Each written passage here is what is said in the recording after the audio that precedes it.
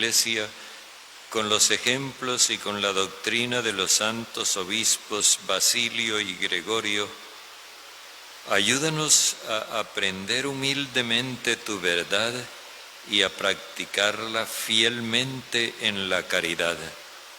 Por nuestro Señor Jesucristo, tu Hijo, que vive y reina contigo en la unidad del Espíritu Santo y es Dios por los siglos de los siglos.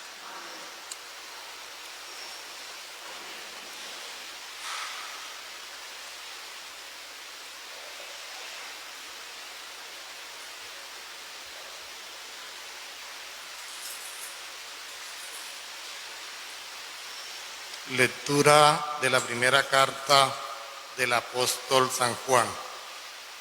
Queridos hermanos, ¿quién es el mentiroso sino el que niega a Jesús? Es el Cristo. Ese es el anticristo, el que niega al Padre y al Hijo. Todo el que niega al Hijo tampoco posee al Padre. Quien confiesa al Hijo posee también al Padre. En cuanto a vosotros, lo que habéis oído desde el principio, permanezca en vosotros. Si permanece en vosotros los que habéis oído desde el principio, también vosotros permaneceréis en el Hijo y en el Padre. Y esta es la promesa que Él mismo nos hizo, la vida eterna. Os he escrito esto respecto a los que tratan de engañaros. Y en cuanto a vosotros, la unción que de Él habéis recibido permanece en vosotros. Y no necesitáis que nadie os enseñe. Pero como su unción os enseña acerca de todas las cosas, y es la verdadera y no mentirosa, según os enseño, permanecéis en Él.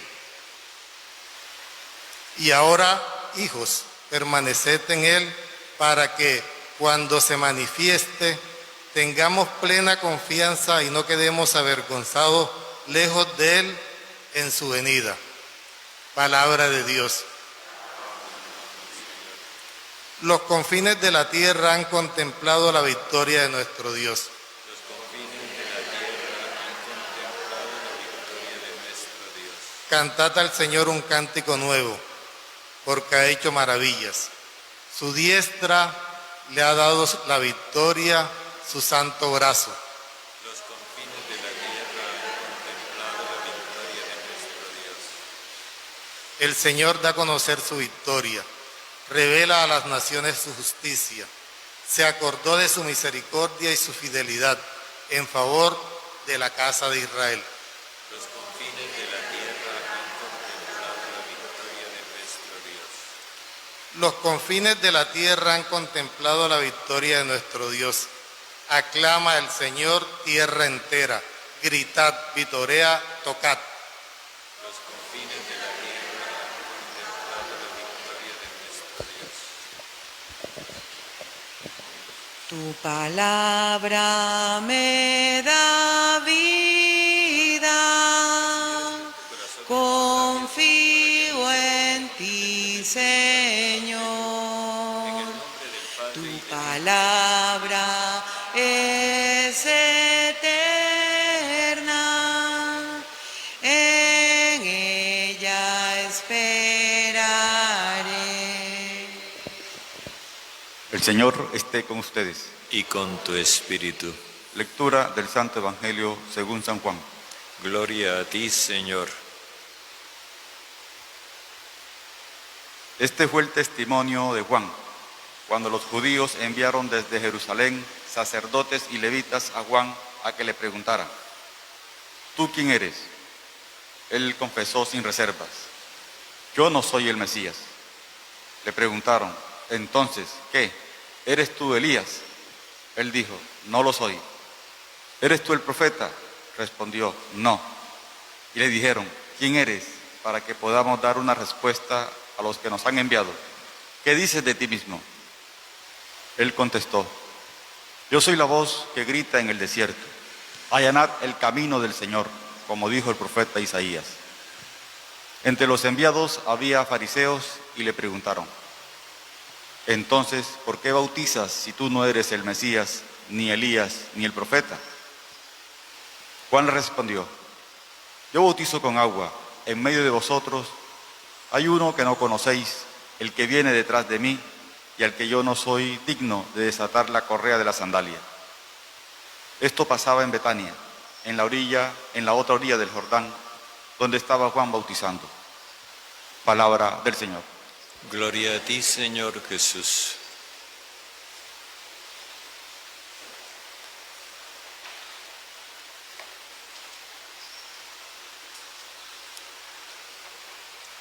Continuando en el mismo esquema de promesa y cumplimiento, ahora nos encontramos en el Evangelio con una figura que nos plantea un nuevo estilo de profeta. Juan Bautista se presenta exigiendo un cambio tal que es propiamente un cambio de lealtades. El bautismo que Juan está realizando, que está proponiendo y que la gente está aceptando, es un bautismo que implica que la gente se desvincula del orden social vigente para buscar un nuevo orden social. Estas palabras que a nosotros a veces nos causan miedo porque nos dijeron que eso era el cucú, eso está en la Biblia, no con esas mismas palabras, pero sí con ese mismo concepto. Lo que encontramos entonces es que el auténtico profeta es el que conduce a la libertad y a la vida. El auténtico profeta libera y salva. Pero Juan Bautista no se apropia de esa condición porque él es apenas la voz. Y la voz indica algo transitorio. Y esa voz está desde el desierto, o sea, por fuera de la sociedad, por fuera de la ciudad. Esa voz reclama que los dirigentes que se sienten dueños de la situación enderecen el camino del Señor. Juan habla de una nueva alianza. Lo dice en los términos en que se usaba en aquella época. Cuando dice que él no es quien para desatarle la correa de la sandalia al que viene, lo que está dando a entender es eso, que él va a realizar una nueva alianza, una nueva relación de Dios con la humanidad. Y Juan dice que él no discute eso, que eso está dispuesto por Dios y él lo acepta. Son los dirigentes del pueblo los que se resisten a aceptar un cambio de alianza. ¿Por qué razón? Porque eso lesiona sus intereses. Ellos esperaban un Mesías que viniera a confirmarlos como representantes de Dios, a decirle al mundo entero: sí, Señor, estos son los que representan a Dios, por un lado, y por el otro, a decirle a la gente que lo que ellos enseñaban, esa era la verdad de Dios. Pero Juan Bautista les dice: desengáñense. Ustedes no son los representantes de Dios. El representante verdadero de Dios es uno que está entre ustedes y ustedes no conocen. Por eso, cuando nos encontramos ya en esta nueva época, que es la definitiva, en la nueva alianza que se pactó con Jesús, pregunta el autor de la primera carta de Juan: ¿quién es el mentiroso sino el que niega que Jesús es el Mesías? Aceptar que Jesús es el Mesías no consiste simplemente en una afirmación: Jesús es el Señor, Jesús es el Mesías. No, esos son palabras. De lo que se trata es de otra cosa. Es aceptar que ese hombre histórico que se llama Jesús, por la forma como vivió, por la forma como actuó, por lo que dijo, representa a Dios. Y entonces implica atribuirle a Dios la obra de Jesús. Pero hay algunos que no se sienten cómodos con eso, porque Jesús, en primer lugar, abrazó, le abrió los brazos a todos los excluidos. Y uno de los pilares de aquella sociedad era que hubiera unos buenos y otros malos, unos puros y otros impuros, unos santos y otros profanos. Si Jesús desmantelaba eso, entonces los que defendían ese orden social quedaban desacreditados. Por eso se opusieron a decir que Jesús es el Mesías. El apóstol que escribe la carta los llama el anticristo. Unas veces advierte, son muchos anticristos, otras veces los presenta como uno solo. La razón por la cual hace eso es para indicarnos que se trata de un colectivo, que es un colectivo numeroso, pero que tiene un mismo identificador: rechazar a Jesús como Mesías. A los que aceptan a Jesús porque se dejan llevar por el Espíritu Santo, o sea, por el mismo Espíritu de Jesús, a esos los llama ungidos, es decir, Cristos. En cambio, a los que rechazan a Jesús y rechazan el Espíritu Santo, los llama anticristos. Allí vemos la diferencia. No nos vayamos a dejar engañar con esa escenografía de Hollywood que nos... hay mucha gente que ve películas pero no lee la Biblia. Lo que aquí aparece es una cosa distinta. Pues bien, ¿en qué consiste la función del anticristo o de los anticristos?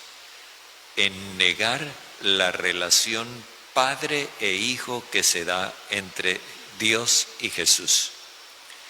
Para nosotros padre e hijo es simplemente llevar la misma sangre, pero en la Biblia, cuando se habla de padre e hijo, se habla de una relación de semejanza, de una relación de igualdad, de una relación en la que el hijo hace lo que le ve hacer a su padre, como dice Jesús en el Evangelio de Juan. Entonces, negar que Jesús y Dios son hijo y padre era muy importante para los anticristos, porque si negaban eso, entonces podían desvincular la praxis histórica de Jesús de la acción de Dios. Es decir, lo que Jesús hizo no era la obra de Dios. Por eso los anticristos insisten en que no son padre e hijo, porque así la acción que Jesús hizo a favor de los excluidos, de los pobres, de los humillados, de los desposeídos, eso no es de Dios.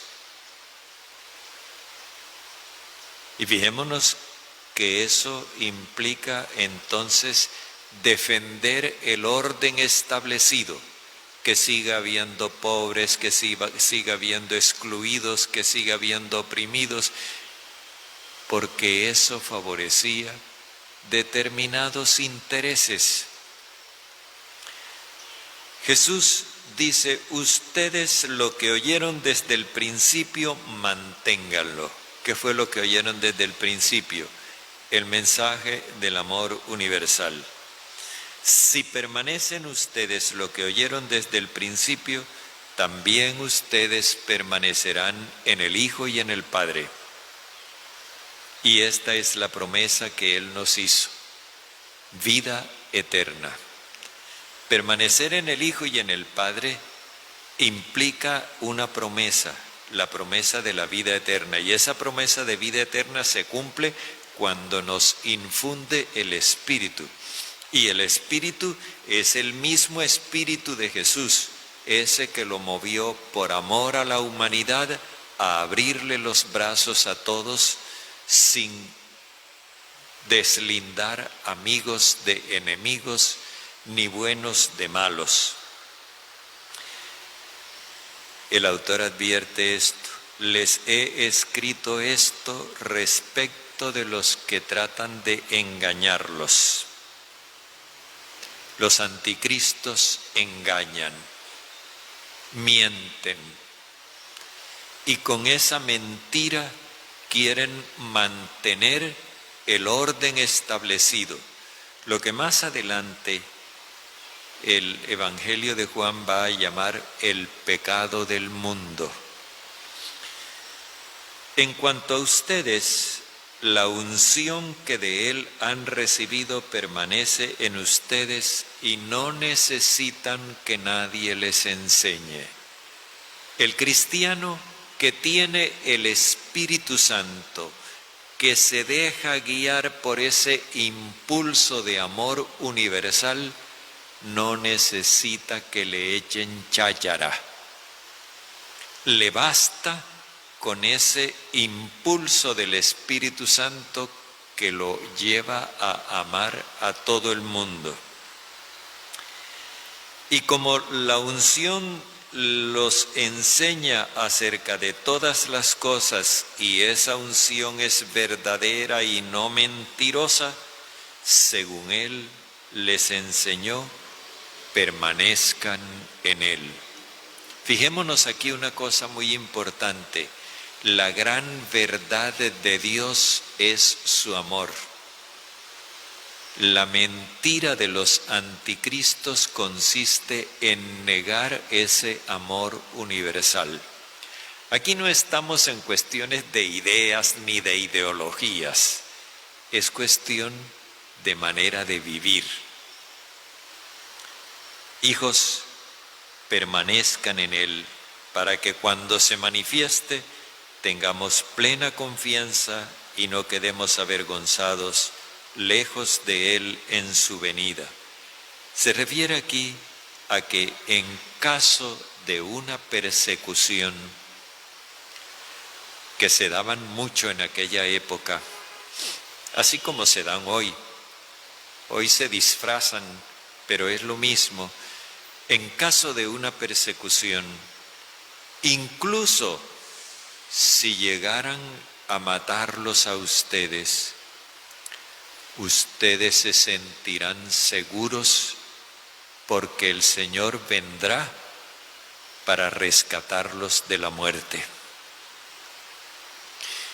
La promesa de Dios es vida eterna y quien está unido a Jesús tiene la garantía de que esa promesa se cumplirá en su vida, incluso si le tocara morir dando testimonio de ese amor universal.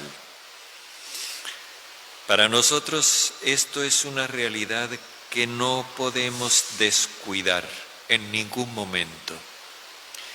Y es eso lo que nos trae a la mesa del Señor, la doble mesa de la palabra y la Eucaristía.